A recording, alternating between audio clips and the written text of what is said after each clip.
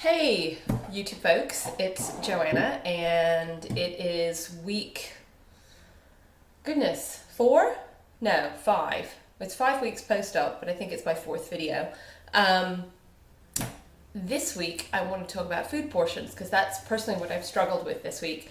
So if you'll remember rightly from last week, I was excited because I was going to get to start eating real food and I was actually going to go out to dinner and all sorts of other good stuff. And so I did go out to dinner with my husband on Friday night to a place called Plant on the Embarcadero in San Francisco, and it's been one of our favorite restaurants before, really healthy organic food.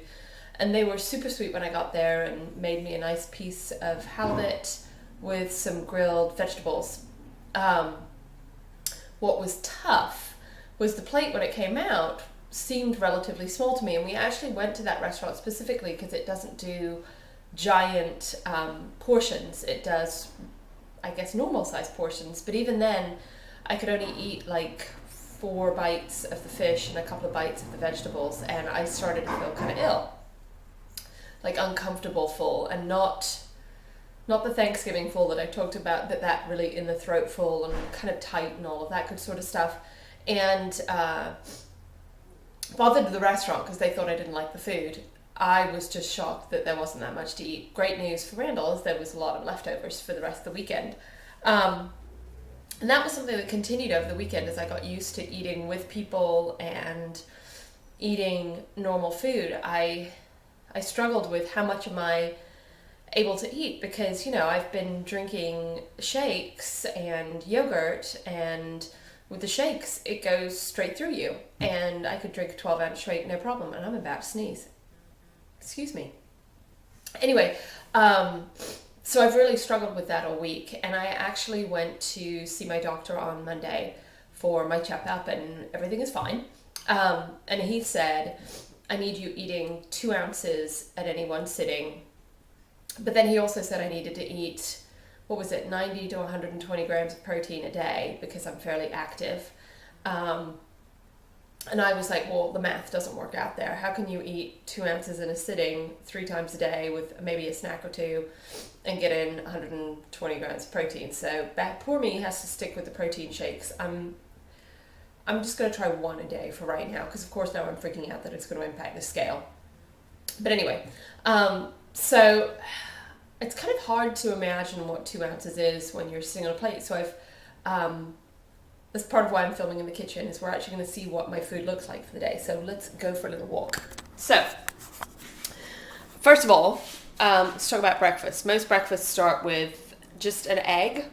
That's about as much as I can fit in, and even this is pushing it some mornings. And that's what's really weird is some days an egg doesn't feel like enough, and other days, like this morning, an egg is plenty. Now, what I do to make it a little tastier on a regular basis is add this smoked salmon. You can see it's all nice and chopped up, and I actually chop it up more. But a little bit in with a scrambled egg is a very tasty breakfast. I will also put a little cheese on. I'm also a big fan of tofu. And this is the baked tofu that's got a little flavor to it. This one's organic Thai. There's a great grocery store in San Francisco called Rainbow Grocery that's all vegetarian. But literally can eat about 2 ounces of that. So this has been a week. This has been 3 days. So I think I'm even eating less than 2 ounces because I can never finish the whole thing because this is fairly dense. One of my favorite meals, this looks gross, but is refried beans with a little bit of cheese. Delicious and comforting. It's a little carbohydrate high, but you kind of need something in the day that's warm and tasty. And then, of course, my friend the Sig yogurt. For those of you that were asking, it is 120 calories, no fat, 12 grams of carbohydrates, and 16 grams of protein, and of course lots of calcium in there. So it's really good. The other piece is I use this little measuring cup, and I'm gonna, show it to you. It actually says a 1/4 cup for this. Just to give you an idea, here's a 1/3 cup measuring bowl. It's about the same size, or like, it's about the size, a little bit smaller than a tomato. But that's the thing that I measure a lot of my food at, and stops me having to weigh things and all of that good sort of stuff. The other thing that I thought was interesting that happened at the doctor's office is my doctor gave me my kind of pathology report, kind of what happened internally and size of my incisions and all of that good sort of stuff. And I read that my stomach is now 20 inches long and about 4 centimeters wide, which, and they talk about it being a banana. If you look at them, it's kind of the size of a banana. That's not awfully big, and it's not got a lot of give in it. So when someone was describing the anatomy of a stomach to me before surgery, they talked about how it was one of those stretchy, hefty bags, you know, that can kind of expand as it gets bigger. Your stomach does the same thing. There's a stretchy part and a leathery part. They've cut off all the stretchy stuff, so I now have kind of a banana skin stomach, so it doesn't stretch, so there's no give, which makes when you overeat kind of uncomfortable. Oh, I almost forgot. The other thing I eat a lot of is, didn't you love my beautiful kitchen? Is Fage yogurt, which I'm sure all of you are familiar with, but I also eat it with rhubarb. This is just fresh rhubarb that I've sliced.